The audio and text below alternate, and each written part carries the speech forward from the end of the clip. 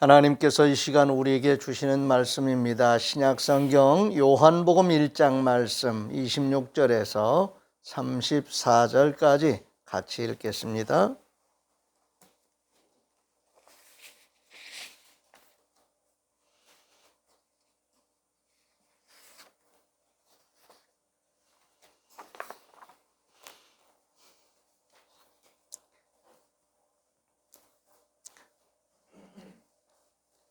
신약성경 143쪽을 참조하시기 바랍니다.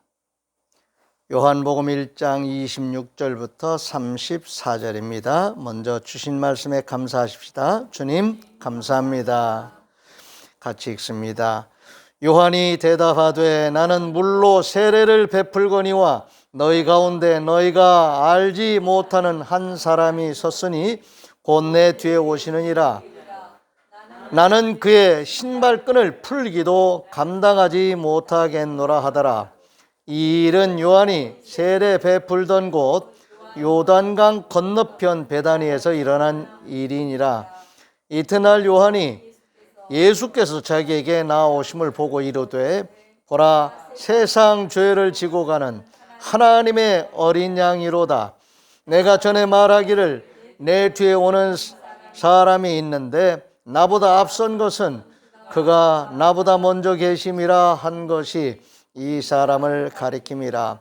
나도 그를 알지 못하였으나 내가 와서 물로 세례를 베푸는 것은 그를 이스라엘에 나타내려 함이라 하니라. 요한이 또 증언하여 이르되 내가 보매 성령이 비둘기같이 하늘로부터 내려와서 그 위에 머물렀더라.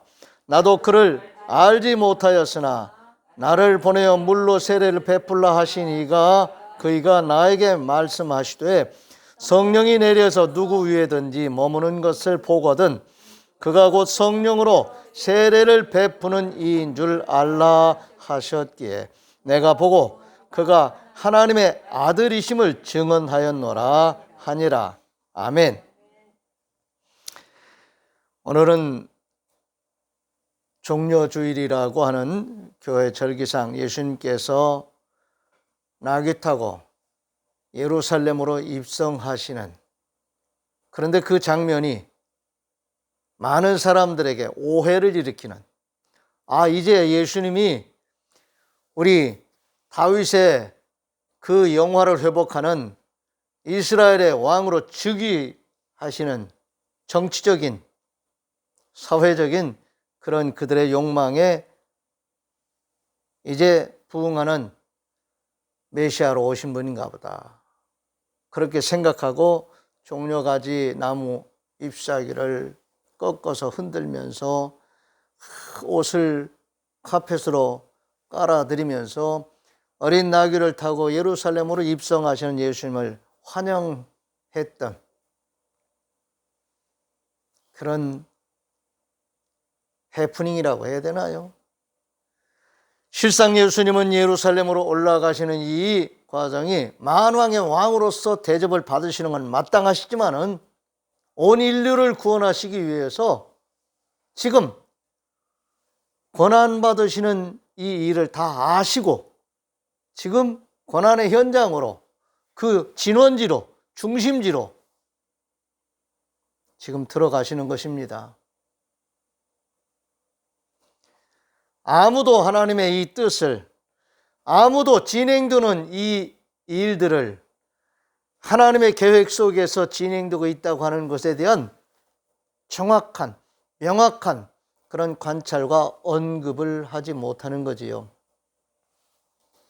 그런데 오늘 이 말씀 속에서 우리는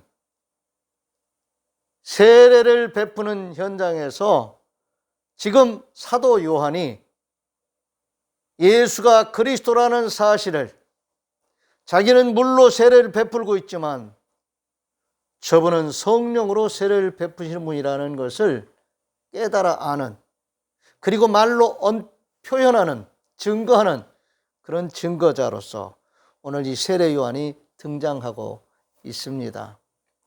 우리는 예수님이 될 수는 없습니다. 그러나 세례 요한과 같은 사람이 될 수는 있습니다. 세례 요한과 같은 사람이 되어야 합니다. 하나님의 말씀을 믿음으로 받아들이는 사람은 놀라운 체험을 하게 됩니다. 체험을 할 뿐만이 아니라 체험되는 그 일을 통해서 하나님을 알게 되고 하나님의 뜻을 알게 됩니다. 그리고 체험한 바와 하나님의 그 말씀을 통해서 알게 된 그 사실을 말할 수 있는 자가 됩니다. 특히 예수 그리스도의 고난과 부활을 통한 창조주 하나님의 새로운 계획을 알고 믿게 되는 자들은 복된 체험을 하게 될 것입니다.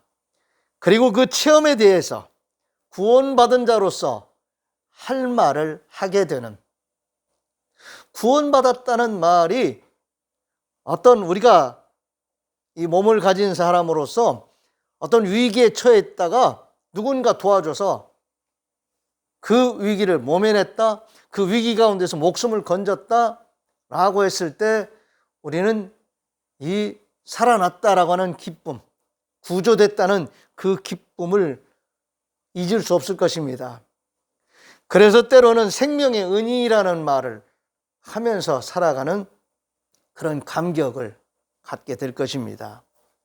오늘 예수님께서 이 땅에 오셔서 십자가의 고난을 기꺼이 받으시고 죽은 자 가운데서 다시 살아나시는 부활의 첫 열매가 되는 이 어린 양으로서 희생되시는 예수님의 이 희생을 통해서 우리를 구원하셨다고 하는 이 사실을 경험하고 체험한 우리들, 믿음으로 예수가 그리스도라는 사실을 믿는 자로서, 예수 그리스도를 영접한 자로서 우리는 구원받았다고 하는 그 사실을 알게 되는데, 내가 개발하고 내가 만들어낸 작품이 아닙니다. 하나님께서 하신 일을 알고 그 사실을 내가 받아들임으로 오늘 내게 이루어진 사실들에 대해서 말할 수 있는 거지요. 결국은 하나님이 하신 일인데 내가 체험한 바에 대해서 말하는 거지요. 또한 우리는 하나님의 말씀을 받는 자로서 그 말씀이 이루어지는 과정 속에서 그 말씀이 이루어지는 그 사실들을 경험하면서 우리는 하나님을 또 알 수가 있고 하나님 하신 일을 말할 수 있습니다. 성령께서 우리에게 임하셔서 역사하실 때 하나님의 영이신 성령께서 우리와 함께 하시면서 이루어 가신 일들을 우리가 항상 사실적인 그 시간에, 지금 이 시간에 내게 임하셔서 역사하시는 하나님의 영의 인도하심을 받게 되면은 그 또한 우리가 신령한 세계에 체험을 하게 되고 신령한 세계에 눈을 뜨게 됩니다. 그리고 말할 수 있는 자가 되는 것입니다. 오늘 본문 말씀을 잘 보시기 바랍니다. 세례 요한이 물로 세례를 베푸는 일을 지금 진행하고 있습니다. 말라기 선지자 이후 긴 세월입니다. 암흑기라고 말합니다. 그런 침묵을 깨고 세례 요한이 회개하라, 천국이 가까이 왔다 하면서 회개를 촉구하는 그런 선지자 역할을 하고 있습니다. 신약 시대에 지금 구약의 인물로서 이 세례 요한이 지금 역할을 하고 있는 것입니다. 나는 물로 세례를 베풀지만 내 뒤에 오시는 분이 계신데 그분은 성령으로 세례를 베풀게 될 것이다. 나는 그분의 신발끈을 풀는 감당, 이런 종의 역할을 하는 일조차도 감당하기가 어려울 정도로 그분의 내 뒤에 오시는 그분을 지금 말하고 있습니다. 그런데 그분이 지금 요한이 세례를 베푸는 그 현장에 찾아오셨어요. 자, 다른 사람들은 보통 사람으로 다 봅니다. 그런데 세례 요한의 눈에는 특별한 분으로 보인 것이지요. 세례 요한이 꾸며낸 말이 아닙니다. 하나님께서 하시는 일에 대해서 세례 요한이 지금 말씀을 통해서 알고 있고 현장에서 그 말씀과 일어나는 일을 지금 같이 이렇게 조합을 하면서 성령께서 거기에 역사하셔서 누가 증언해 주시는 거예요? 성령께서 증언해 주시는 것입니다. 하나님께서 하신 일을 하나님께서 증거해 주시는 거예요. 우리는 사람들의 증거도 받지만은 자연의 현상을 통해서 사실적인 것을 우리가 경험하며 살지만은 오늘 우리가 사는 이 삶의 현장에서 신령한 이러한 세계에 맞닥뜨려 서서 우리가 살고 있다는 것을 깨달으셔야 됩니다. 이 세계는 물질만 모여 있는 게 아니지요. 생명체들이 함께 어우러져 살고 있습니다. 생명의 근원은 물질 안에 있는 게 아니에요. 하나님께서 부여해 주시는 거지요. 믿으시기를 바랍니다. 그 하나님이 지금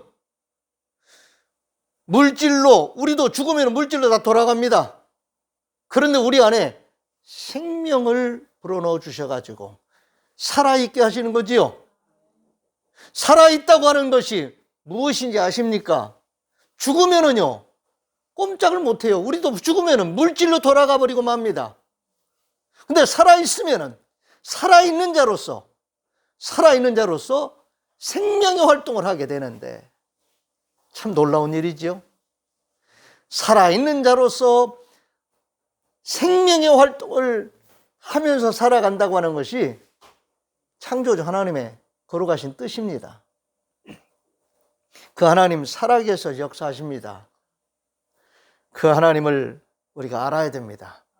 그리고 그 하나님을 체험할 수 있어야 됩니다.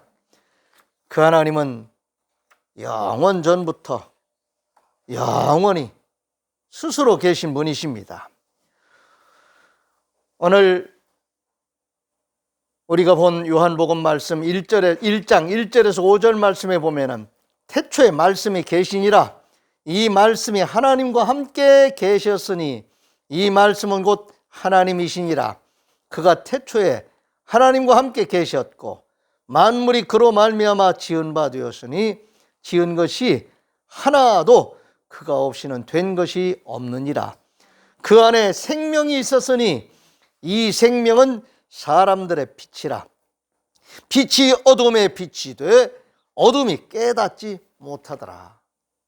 생명이 우리 안에 있다고 하는 것이 신비로운 일인데 신령한 세계의 일인데 우리 안에 생명이 있음을 우리가 그냥 별로 신비롭게 생각하지 못하는 이 생명이 하나님께로부터 왔다는 것을 깨닫지 못하는 안타까움이 우리 안에 있습니다. 그런데 이런 사실들에 대하여 하나님이 하신 일을 하나님이 하셨다고 말할 수 있는 신령한 세계에 눈뜨는 이런 깨달음이 있습니다. 오늘 우리에게도 있습니다. 요한복음 1장 26절 27절입니다. 요한이 대답하되 나는 물로 세례를 베풀거니와 너희 가운데 너희가 알지 못하는 한 사람이 섰으니 곧 내 뒤에 오시는 그이라. 나는 그의 신발끈을 풀기도 감당하지 못하겠노라 하더라. 아멘. 신령한 세계에 깨달음이 있는 자, 신령한 세계를 보고 깨달을 수 있는 영안이 열린 사람들은 이런 말을 할 수 있게 됩니다. 선포된 하나님의 말씀을 잘 들어야 됩니다. 또 기록된 하나님의 말씀을 잘 읽어야 됩니다. 하나님의 뜻을 읽어낼 수 있어야 됩니다. 말씀을 알면 이루어지는 일들이 깨달아지기 때문입니다. 요한복음 4장 10절입니다. 예수께서 대답하여 이르시되 내가 만일 하나님의 선물과 또 내게 물 좀 달라 하는 이가 누구인 줄 알았더라면 내가 그에게 구하였을 것이요 그가 생수를 내게 주었으리라. 보고도 모르는 수가성 그 우물가에서 예수님과 맞닥뜨린 이 사마리아 여인이 예수님을 보고도 예수님이 처음에 모르지요. 근데 대화를 통해서 말씀을 받게 되니까 이 사람이 눈이 열리기 시작하지요. 그리고 나가서 시키지도 않았는데 동네로 막 뛰어나가지고 그 사람들 얼굴 마주칠까봐, 눈 마주칠까봐 피해서 살았던 이 여인이 동네 사람들을 찾아갑니다. 그리고 말합니다. 말씀을 받은 자로서 예수 그리스도를 만나는 체험을 하게 되니까 신령한 세계에 눈이 뜨일 뿐만이 아니라 입이 열리게 되는 거지요. 히브리서 4장 12절에 14절입니다. 하나님의 말씀은 살아있고 활력이 있어 좌우에 날선 어떤 검보다 예리하여 혼과 영과 및 관절과 골수를 찔러 쪼개기까지 하며 또 마음의 생각과 뜻을 판단하나니 지으신 것이 하나도 그 앞에 나타나지 않음이 없고 우리의 결산을 받으실 이의 눈앞에 만물이 벌거벗은 것 같이 드러나느니라. 그러므로 우리에게 큰 대제사장이 계시니 승천하시니 곧 하나님의 아들 예수시라. 우리가 믿는 도리를 굳게 잡을지어다. 아멘. 오늘 하나님께서 하신 일, 그걸 말로 한다면, 기록으로 남긴다면 천지를 다 덮고도 남지요. 그렇지요? 오늘 이런 하나님의 말씀을 우리가 읽어낼 수 있어야 됩니다. 요한복음 21장 25절입니다. 예수께서 행하신 일이 이 외에도 많으니 만일 낱낱이 기록된다면 이 세상이라도 이 기록된 책을 두기에 부족할 줄 아노라. 깨달아 알 수 있는 일들이 수도 없이 많이 있다는 것을 믿으시기를 바랍니다. 우리의 신령한 눈이 열려야 됩니다. 사물만 보는 눈이 우리에게 있는 것이 아닙니다. 하나님의 말씀이 이루어지는 그 세계를 볼 수 있는 신령한 눈도 우리에게 있습니다. 마음의 눈도 있습니다. 우리가 영안도 있다고 합니다. 여러분, 자면서 꿈을 꾸는 일은 눈을 감은 상태에서 뭔가를 보고 있는 것 아닙니까? 그렇죠? 눈을 감아도 뭔가 보이는 게 있잖아요. 그렇다면 우리가 이 눈으로만 보는 건 아니라는 거지요. 우리는 신령한 세계를 볼 수 있는 그런 눈을 회복할 수 있어야 됩니다. 성령으로 세례를 베푸시는 분이 예수님이라는 이 사실을 아무도 모르지요. 그런데 세례 요한이 어떻게 알았을까요? 그것은 하나님의 말씀을 받은 자로서 성령의 인도함을 받는 사람이었기 때문에 성령께서 하시는 말씀을 통해서 그가 알게 된 것입니다. 그러니까 세례 요한의 작품이 아닙니다. 하나님께서 하신 일에 대한 깨달음입니다. 요한계시록 1장 3절입니다. 이 예언의 말씀을 읽는 자와 듣는 자와 그 가운데 기록한 것을 지키는 자는 복이 있나니 때가 가까움이라. 하나님의 말씀을 읽는 일, 듣는 일, 그리고 순종하며 그 말씀을 이루는 자들, 분명히 성령의 인도하심에 눈뜨게 될 것입니다. 성령의 인도하심에 따라 사는 영의 사람들이 될 것입니다. 아멘. 요한복음 5장 23절에서 25절입니다. 내가 진실로 진실로 너에게 이르노니 내 말을 듣고 또 나 보내신 이를 믿는 자는 영생을 얻었고 심판에 이르지 아니하나니 사망에서 생명으로 옮겼느니라. 완료형입니다. 미래형이 아닙니다. 진실로 진실로 너에게 이르노니 죽은 자들이 하나님의 아들의 음성을 들을 때가 오나니 곧 이때라. 듣는 자는 살아나리라. 아멘. 말씀을 듣는 자는 살아난다고 말씀하십니다. 요한계시록 22장 16절 17절입니다. 나 예수는 교회들을 위하여 내 사자를 보내어 이것들을 너에게 증언하게 하였노라. 나는 다윗의 뿌리요 자손이니 곧 광명한 새벽별이라 하시더라. 성령과 신부가 말씀하시기를 오라 하시는도다. 듣는 자도 오라 할 것이요 목마른 자도 올 것이요 또 원하는 자는 값없이 생명수를 받으라 하시더라. 아멘. 우리 주님은 이 땅에 오셔서 우리를 살리셨습니다. 지금도 살리시는 일을 계속 하시면서 성령께서 역사하십니다.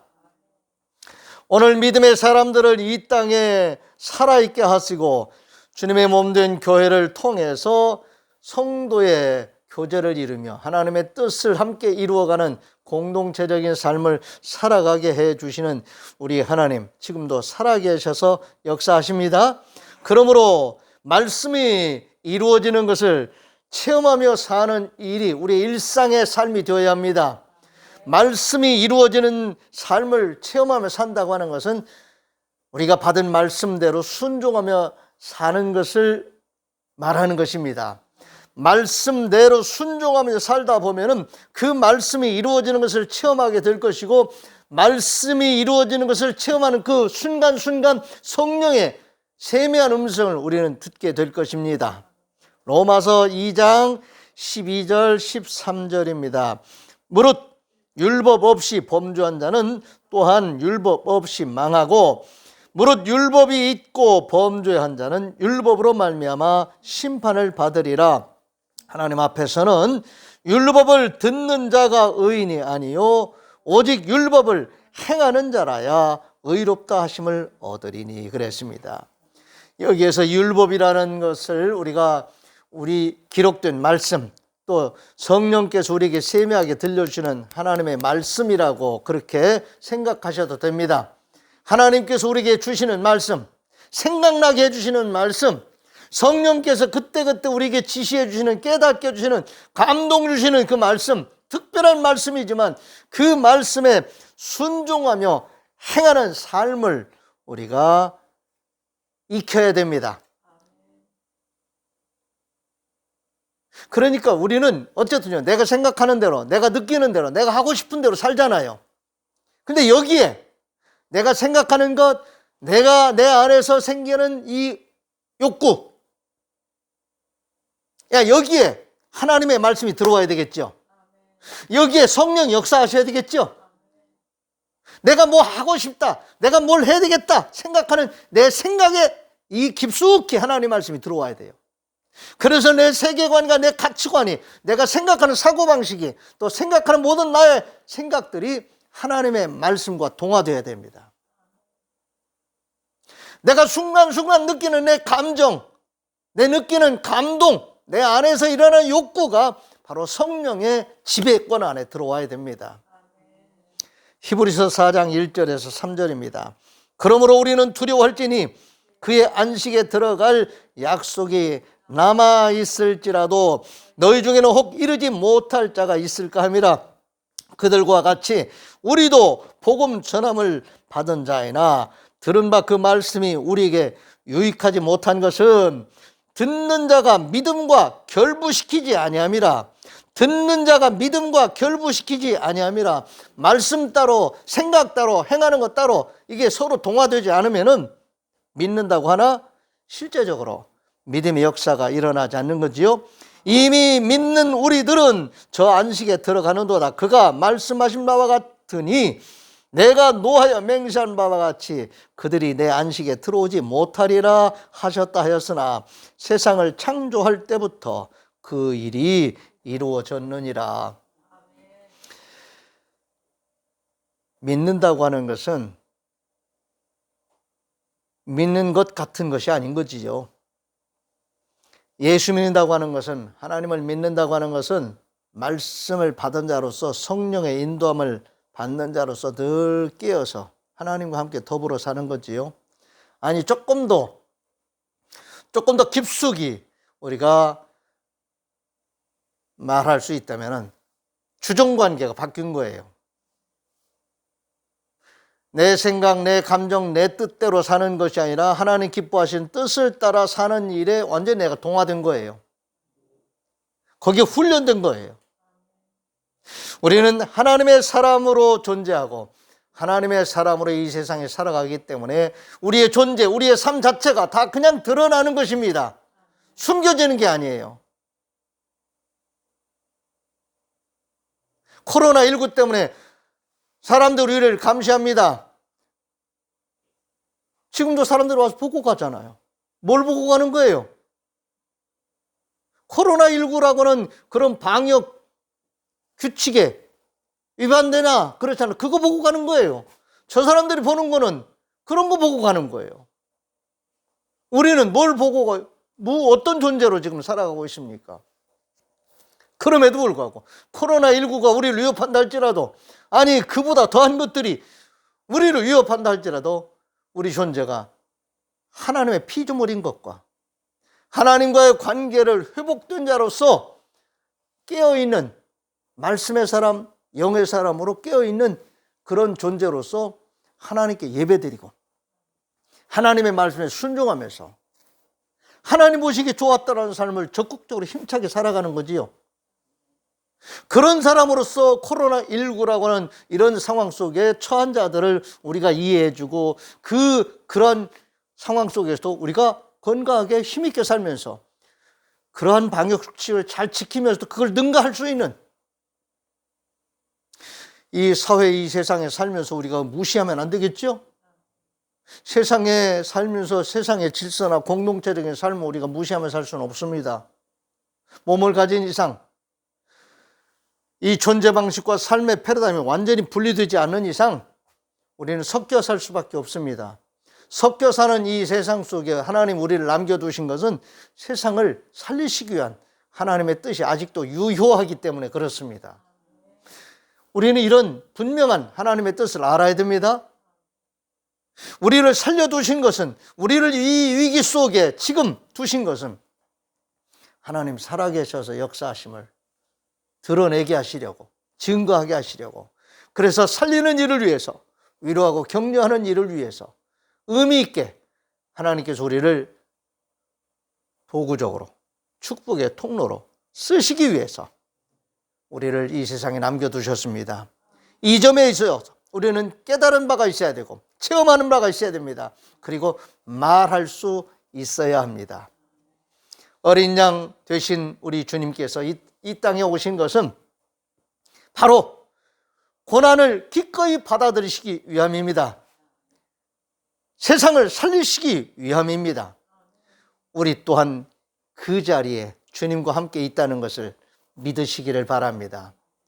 고난을 피하려고 하지 마시고 고난을 두려워하지 마시고 고난 속에서도 거룩한 하나님의 사람으로서의 우리 자신을 예수 그리스도의 이름으로 드러낼 수 있기를 주의 이름으로 축원을 드립니다.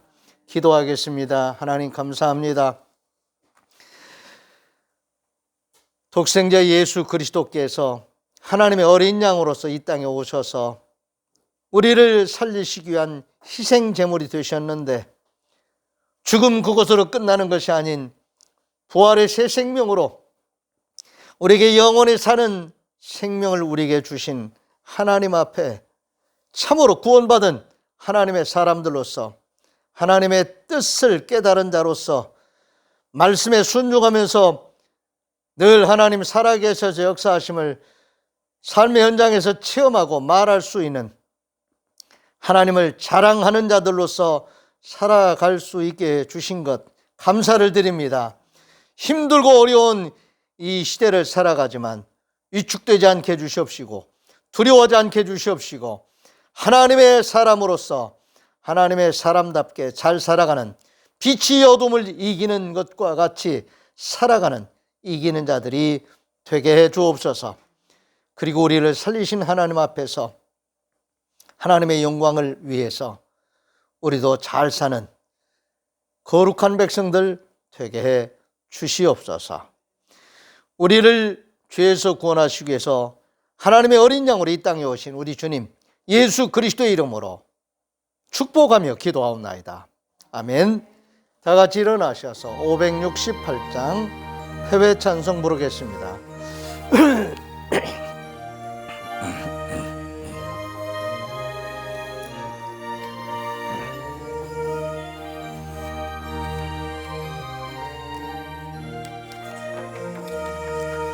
하나님은 나의 목자시니 내게 부족함이 없으리로다. 나로 하여금 푸른 풀밭에 눕게 하시며 잔잔한 물가로 인도하여 주시네. 내 영혼을 구원하시오니 내게 감사함이 넘치나이다. 나로 하여금 모든 고난을 참게 하시며 하늘의 평안을 입게 하여 주시네. 하나님이 함께 하시오니 내게 두려움이 없으리로다. 나로 하여금 땅에 살아도 진리 안에서 이기고 이기게 항상 능력 주시네.